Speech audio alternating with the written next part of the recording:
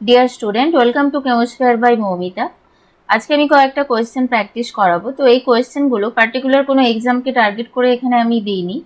যারা competitive chemistry নিয়ে study করছো, মানে যারা 11-12 পড়ছো, বিভিন্ন এন্ট্রান্স এক্সাম দেবে তাদের জন্য, অ্যাজ ওয়েল অ্যাজ যারা টিচার রিক্রুটমেন্ট এক্সামের জন্য পড়ছো, পিজিটি টিজিটি, তাদের জন্য এই কোয়েশ্চেনগুলো কাজে লাগবে।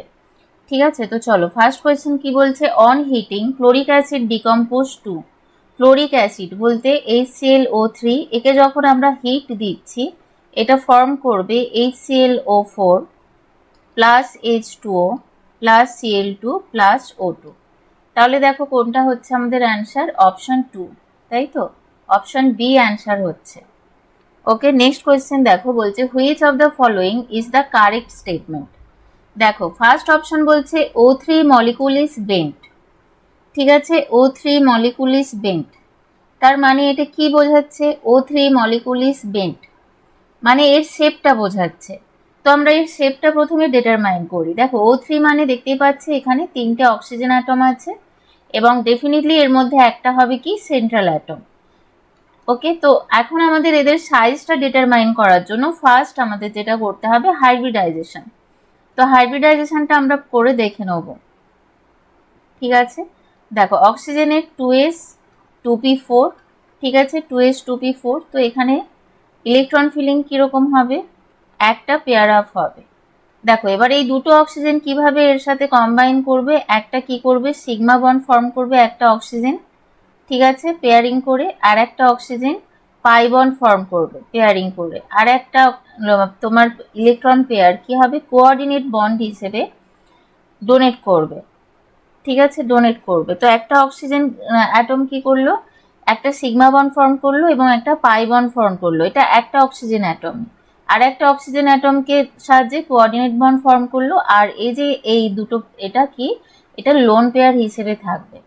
তাহলে দেখো এই যে পাই বন্ড এটা কিন্তু হাইব্রিডাইজেশনে টেক পার্ট করবে না, হাইব্রিডাইজেশনে এটা টেক পার্ট করবে না, হাইব্রিডাইজেশন।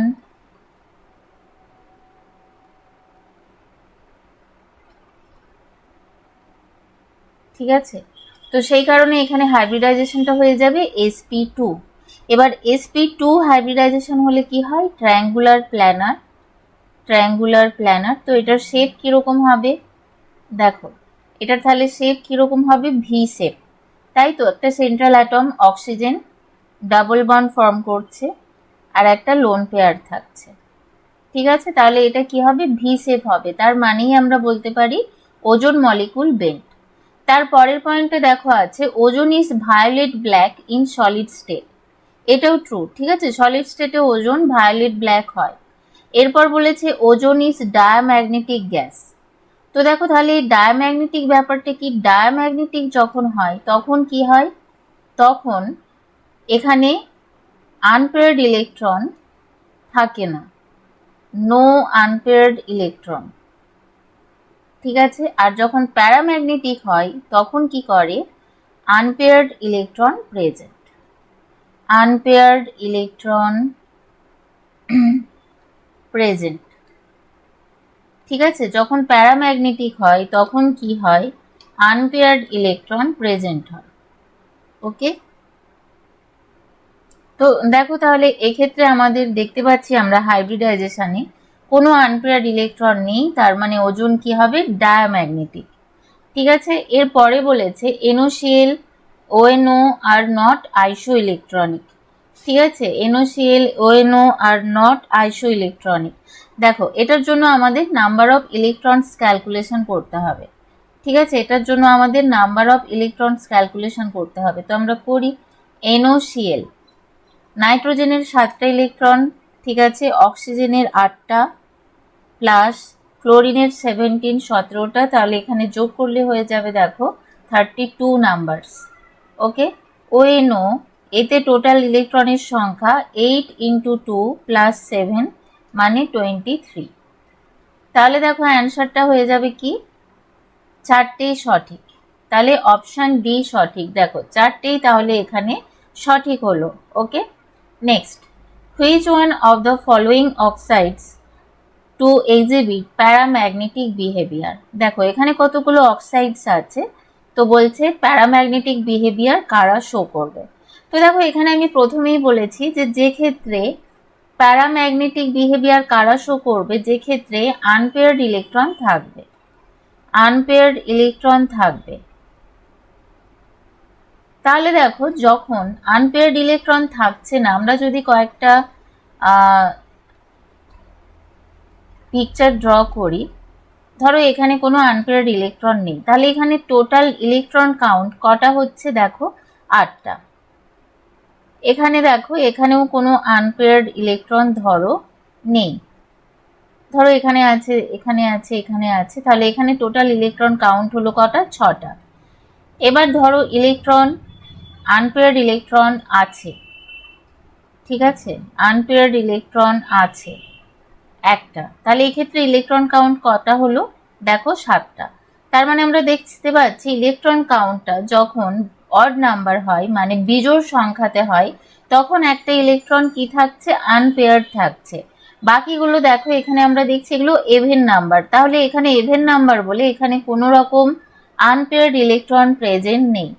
তাহলে আমরা কি করতে পারি? আমরা এই যে তোমার অক্সাইডস গুলো দেওয়া আছে, এদের আমরা টোটাল ইলেকট্রন কাউন্ট করে আমরা বলতে পারি যে কার প্যারাম্যাগনেটিক বিহেভিয়ার কে শো করছে, কে শো করছে না, তাই না? তাহলে দেখো কার্বন ডাই অক্সাইড CO2, আমরা ভ্যালেন্সিয়াল ইলেকট্রনগুলোকে শুধু কাউন্ট করি, ঠিক আছে, কার্বনের 6, অক্সিজেনের 4, অক্সিজেনের 6, তাহলে 6 × 2, তাহলে দেখো কত হলো? 16 ইলেকট্রন। তাহলে এটা কিন্তু প্যারাম্যাগনেটিক হবে না। SO2 সালফারের ভ্যালেন্সিয়াল ইলেকট্রন 6টা, তার সাথে অক্সিজেনের 6টা, মানে 6 × 2, তাহলে হয়ে যাচ্ছে 18, তাহলে এটাও কনসিডার করা যাবে না। ClO2 কটা হচ্ছে? ক্লোরিনের 7টা, অক্সিজেনের দেখো কটা হচ্ছে? 12টা, তাহলে 19 ইলেকট্রন সিস্টেম। এটা আমরা পাচ্ছি অড ইলেকট্রন, তাহলে এটা প্যারাম্যাগনেটিক বিহেভিয়ার শো করতে পারে। নেক্সট SiO2 কি আছে? সিলিকনের 4, অক্সিজেনের 6, মানে 6 × 2, সেম কার্বন ডাই অক্সাইডের মতো এখানেও হয়ে যাচ্ছে ভ্যালেন্সিয়াল ইলেকট্রন নাম্বার টোটাল 16। তাহলে এটাও শো করছে না, তাহলে কে শো করবে? Only ClO2 paramagnetic behaviour show করবে। নেক্সট কোয়েশ্চেন দেখো, বলছে with respect to graphite and diamond which of the statement given below is correct? দেখো বলছে graphite is harder than diamond, এটা তো খুব ইজি, তাই না? এটা তো সঠিক নয় জানো, কারণ ডায়মন্ড অনেক বেশি harder. Graphite has higher electrical conductivity than diamond, এটা কিন্তু সঠিক হবে। তার কারণ কি? দেখো ডায়মন্ডের যেটা হয়, কার্বনে 4টা, এখানে এরা কিন্তু কার্বনে, ডায়মন্ডের ক্ষেত্রে যেটা হয় 4টে সিগমা বন্ডের দ্বারা যুক্ত থাকে নেবার অ্যাটমের সাথে, এবং এটা কি হয়? sp3 hybridise. তো এবং এখানে সিগমা বন্ড ফর্ম করে, তো এখানে বন্ড অর্ডার এখানে কি হবে? 1, বন্ড অর্ডার এখানে হবে কিন্তু 1, ঠিক আছে। এবার দেখো এরা কি করছে, তো এখানে যেটা হয় sp3 হলে আমরা দেখছি যে এখানে 4টা সিঙ্গেল বন্ড ফর্ম করছে, বন্ড অর্ডার 1 হচ্ছে, এবং এর কারণে কি হয়? এখানে কোনো রকম, যেহেতু ডাবল বন্ড থাকছে না, এখানে পাই ইলেকট্রন ক্লাউড নেই, ঠিক আছে, নো পাই ইলেকট্রন ক্লাউড, তাহলে এর ইলেকট্রন কন্ডাক্টিভিটি অনেক কম হবে এবং গ্রাফাইটের বেশি হবে, ঠিক আছে। গ্রাফাইটে কি হয়? গ্রাফাইট এটা দেখো, এটাতে কি হয়? সিট লাইক স্ট্রাকচার, পরপর কি থাকে? এখানে একটা ভান্ডারওয়াল ফোর্সের মাধ্যমে একটার সাথে একটা লেয়ার ফরমেশন করে থাকে, ঠিক আছে। খুব উইক ভান্ডারওয়াল ফোর্সের মাধ্যমে গ্রাফাইট একটার সাথে একটা লেয়ার করে থাকে, উইক ভান্ডারওয়াল ফোর্স। সেই কারণে এটা কি হয়? দেখো গ্রাফাইট কি হয়? এটা হয় স্লিপারি এবং সফট, স্লিপারি অ্যান্ড সফট, ঠিক আছে। এবং এটা কি হয়? sp2 হাইব্রিডাইজেশন পাওয়া যায় গ্রাফাইটে, ঠিক আছে, sp2 হাইব্রিডাইজেশন থাকে এবং এখানে কি থাকে, free pi electron, free pi electron. তো এখানে যেটা হয় যে গ্রাফাইটের high electric conductivity than diamond, সঠিক। Graphite has higher thermal conductivity than diamond. দেখো থার্মাল কন্ডাক্টিভিটি ডায়মন্ডের বেশি হয়, তো graphite has higher CC bond order than diamond. ঠিক আছে, গ্রাফাইটের ডেফিনেটলি বন্ড অর্ডার বেশি, কারণ এখানে কি থাকছে, পাই বন্ড ফর্ম করছে। ঠিক আছে, তাহলে এটাও সঠিক। তাহলে আমাদের অ্যান্সারটা হয়ে যাবে 2 and 4, এই দুটো কি হবে, সঠিক হবে। ঠিক আছে, নেক্সট কোয়েশ্চেন দেখো, বলছে the correct statements about O3 is, ওজনের সম্বন্ধে কারেক্ট স্টেটমেন্ট কি? বলছে ও ও বন্ড লেংথস আর ইকুয়াল। দেখো অক্সিজেনের ইলেকট্রনিক কনফিগারেশন আমরা যদি জানি তা সেটা হয় এরকম। ঠিক আছে, পজিটিভ নেগেটিভ চার্জ, একদিকে ডাবল বন্ড ও। তো এখানে কি হয়, এখানে অ্যাকচুয়ালি যেটা হয় ক্যানোনিক্যাল স্ট্রাকচার, দুটো মানে দুটো স্ট্রাকচারের মধ্যে কি হচ্ছে, এখানে ক্যানোনিক্যাল স্ট্রাকচারের এরা থাকে। ওকে, এটা এরকম একটা স্ট্রাকচার ইকুইলিব্রিয়ামে তাহলে দেখো দুটো বন্ড লিঙ্ক ইকুয়াল হবে। নেক্সট বলছে thermal decomposition of O3 is endothermic. Thermal decomposition of O3 is endothermic. দেখো ওজোন গ্যাস, এর যদি আমরা থার্মাল ডিকম্পোজ করি তাহলে অক্সিজেন তৈরি হবে, তার সাথে কিছু হিট এনার্জি রিলিজ হবে, হিট এনার্জি রিলিজ হবে। ঠিক আছে, হিট এনার্জি রিলিজ হওয়া মানে কি, exothermic in nature, exothermic in nature. ঠিক আছে, ওকে, তাহলে দেখো, তাহলে এটা হয়ে যাচ্ছে অপশন 2 যেটা কারেক্ট স্টেটমেন্ট, এটাও রং।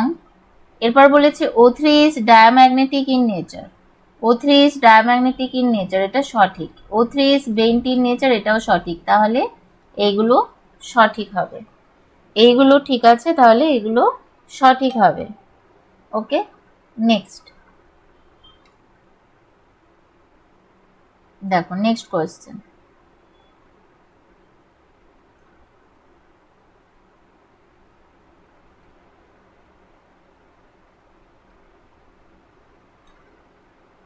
আচ্ছা এরপরে দেখো 5 নাম্বার কোয়েশ্চেন হলো 6।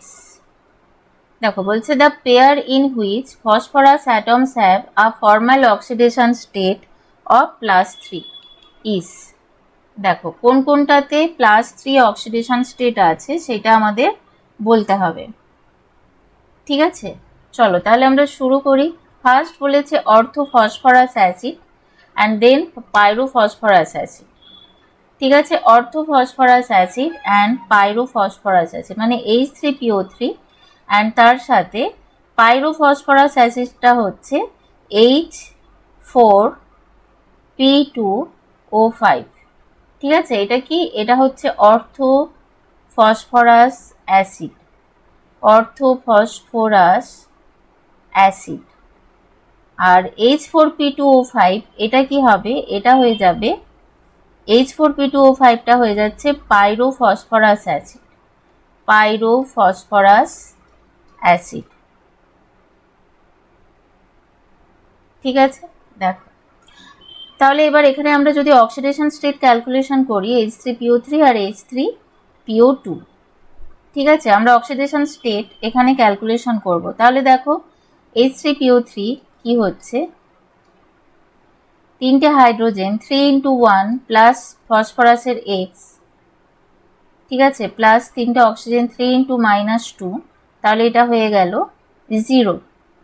ঠিক আছে, ওভারঅল 0 হবে। তাহলে X ইকুয়াল টু কত হবে, -3টা এদিকে এলে +3। ঠিক আছে, তাহলে এখানে আমরা +3 পাচ্ছি ফসফরাসে। নেক্সট দেখো H4P2O5, H4P2O5 এখানে কিভাবে পাবো, 4 into 1 plus 2x plus 5 into -2, তাহলে এখানে হয়ে যাচ্ছে 0। তাহলে x ইকুয়াল টু হবে, দেখো এখানে 2x আছে, +3, তাই তো, +3। চলো সেমভাবে পাইরোফসফরাস অ্যান্ড হাইপোফসফরিক অ্যাসিড। পাইরোফসফরাস তো একটাতে আমরা পেয়েই গেছি, তো এটাই আমাদের অ্যান্সার হবে, ঠিক আছে।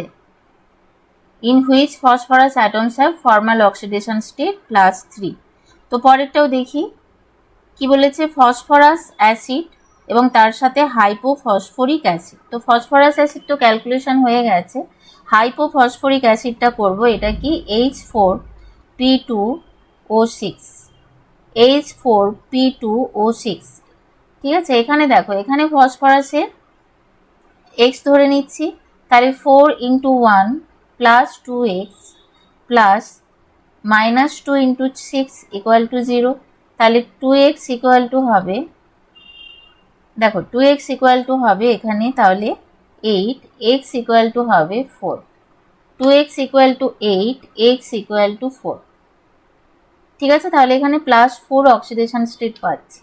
নেক্সট, তো এখানে আমাদের যেটা করতে হবে, আমাদের এখানে ফর্মুলাটা জানতে হবে, ঠিক আছে। এরপরে দেখো আছে অর্থোফসফরাস অ্যাসিড, ওটা হয়ে গেছে, আছে হাইপোফসফরিক অ্যাসিড, ঠিক আছে, এটাও হয়ে গেছে। তাহলে আর কি আছে, অর্থোফসফরিক অ্যাসিড, আর একটা আছে পাইরোফসফরিক অ্যাসিড, এটা এখনো করিনি। পাইরোফসফরিক অ্যাসিড, দেখো পাইরোফসফরিক অ্যাসিডের ফর্মুলা H4P2O7, ঠিক আছে। এখানে তাহলে অক্সিডেশন স্টেটটা ক্যালকুলেশন করি, 4 + 2x - 14 = 0, তাহলে x দেখো হয়ে যাচ্ছে, এটা যদি 12 হয়, এই 10, তাহলে x +5, ঠিক আছে। তাহলে আমাদের অ্যান্সারটা হয়ে যাবে কিন্তু অপশান 1, ঠিক আছে, অপশান 1। এদের স্ট্রাকচারগুলো কিন্তু বিভিন্ন রকম, ঠিক আছে। দেখো আমি একটু ড্র করে দিচ্ছি,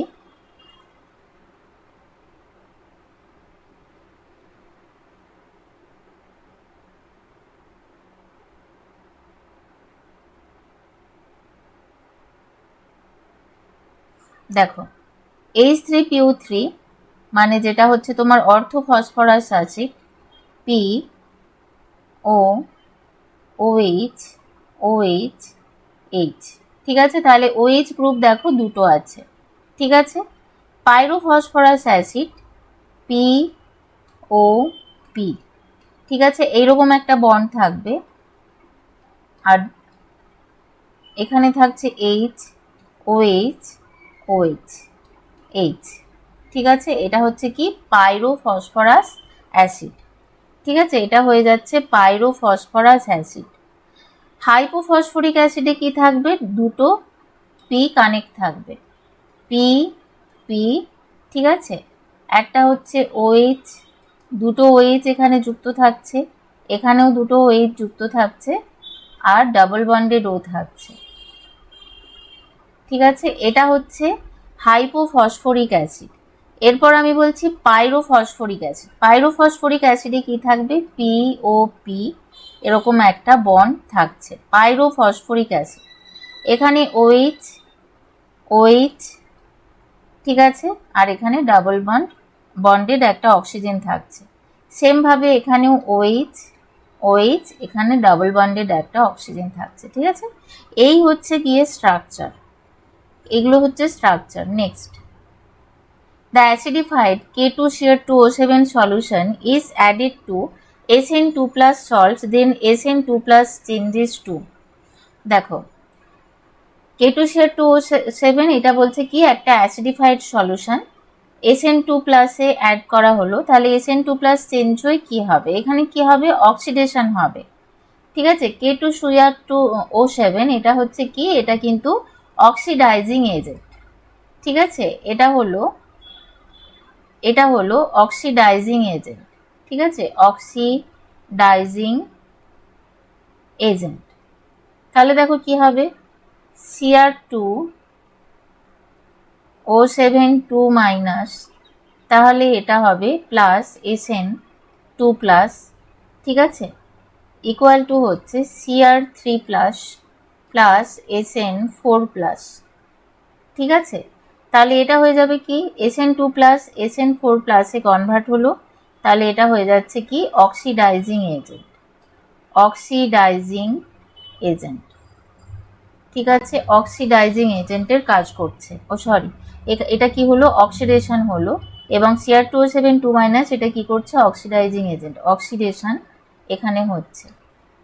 next, the number of sigma and pi bonds are present in SO4 2-। দেখো খুব ইজি, SO4 2- মানে কি সেন্ট্রাল অ্যাটমটা এখানে কি হচ্ছে সালফার। ঠিক আছে, তাহলে সালফার ডবল বন্ডেড অক্সিজেন থাকবে দুটো, আর দুটো হচ্ছে O-। ঠিক আছে, এখানে কটা আছে দেখো, সিগমা বন্ড 4টে, সিগমা বন্ড 4টা, আর পাই বন্ড আছে দুটো, তাহলে অপশন হয়ে যাবে এ। ঠিক আছে, অপশন হয়ে যাবে এ। নেক্সট কোয়েশ্চেন,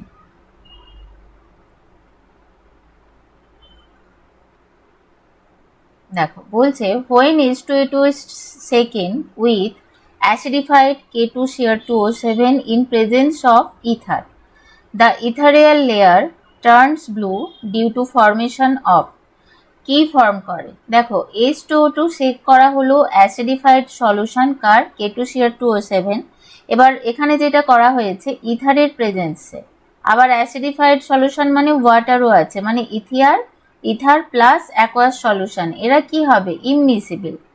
ইমমিসিবল মানে এরা কি করবে, ইমমিসিবল হলে লেয়ার ফর্ম করবে, একটা লেয়ার ফর্ম করবে। ঠিক আছে, এবং দেখো এই যে H2O2 এটা কি বলতো, এটা হচ্ছে একটা কোয়ালিটেটিভ টেস্ট, কোয়ালিটেটিভ টেস্ট। ঠিক আছে, H2O2 এটা কোয়ালিটেটিভ টেস্ট। কেন দেখো, আচ্ছা ইথার এটা কি, এটা হচ্ছে একটা অর্গানিক সলভেন্ট, আর এটা হচ্ছে অ্যাকোয়াস বলা হচ্ছে, ওই কারণে এরা ইমমিসিবল হচ্ছে। ঠিক আছে, এখানে রিয়াকশনটা দেখো K2Cr2O7 প্লাস 3H2O2, এটা কি বলেছি H2O2 কে আইডেন্টিফাই করার একটা কোয়ালিটেটিভ টেস্ট। H2SO4 এর প্রেজেন্সে, H2SO4 মানে অ্যাসিডিফাইড বলেছে, মানে H2SO4 আছে, তার পরে ফর্ম করছে K2SO4 প্লাস CrO5। ঠিক আছে, 2CrO5 প্লাস 3H2O। ঠিক আছে, তাহলে দেখো এটা কি হয়ে যাচ্ছে ব্লু হয়ে যাচ্ছে, এটা হয়ে যাচ্ছে ব্লু। ওকে, দেখো এখানে তাহলে হচ্ছে this colour is due to charge transfer, this color is due to charge transfer from ligand, মানে যে অক্সিজেন গুলো আছে ligand, ঠিক আছে, টু মেটাল। এই যে আমরা কালারটা পাচ্ছি এটা কি হচ্ছে চার্জ ট্রান্সফারের জন্য। এবং CrO5 এটা কি হয়, এটা অ্যাকোয়াস সলিউশনে কি হয় আনস্টেবল হয়, সেই কারণে এটা ইথার লেয়ারে ফর্ম করে, ইথার লেয়ারে ফর্ম করে। ঠিক আছে, এবং এটার জানা আছে, এটা কোয়েশ্চেনে এসেছিল SLST-তে, এটার অক্সিডেশন স্টেট, এটার কি বলতো বাটারফ্লাই স্ট্রাকচার, এটার বাটারফ্লাই স্ট্রাকচার, এবং এটার অক্সিডেশন স্টেট হয় +6। ঠিক আছে, তো চলো এই পর্যন্তই ছিল কোয়েশ্চেনগুলো। নেক্সট আবার কোনো টপিকের উপর প্র্যাকটিস সেট নিয়ে আসবো, বা তোমরা যদি চাও কোনো টপিকের উপর প্র্যাকটিস সেট করতে অবশ্যই জানাবে। আর তোমরা যদি কোনো কেমিস্ট্রি রিলেটেড কোনো কোর্সে অ্যাডমিশন নিতে চাও তাহলে ডেফিনেটলি এই নাম্বারে কন্ট্যাক্ট করবে 7001930015। ঠিক আছে, এই নম্বরে তোমরা কন্ট্যাক্ট করে নিও। আর কোর্স পারচেস করার জন্য কেমোস্ফিয়ার অ্যাপ ডাউনলোড করবে। পেড কোর্স পারচেস করার জন্য কেমোস্ফিয়ার অ্যাপে SLST এক্সামকে টার্গেট করে, যেটা WBSLST, KVS, NVS এবং WBPSCর অ্যাসিস্ট্যান্ট মাস্টার, অ্যাসিস্ট্যান্ট মিস্ট্রেস, এই এক্সামগুলোকে টার্গেট করে কোর্স একটা চলছে। ঠিক আছে, ক্লাস শুরু হবে, তো যারা অ্যাডমিশন নিতে চাও নিয়ে নিতে পারো। যারা একেবারে পে করতে পারবে না তারা 2বারে পে করতে পারো অ্যামাউন্টটা। ঠিক আছে, সেক্ষেত্রে একটা কুপন কোড দিয়ে দেবো, সেটা অ্যাপ্লাই করলে তোমাদের 50% হয়ে যাবে। ওকে, তো তোমরা এটা 2বারেও পেমেন্ট করতে পারো, দুটো অপশানই আছে। তো চলো এখানেই শেষ করছি।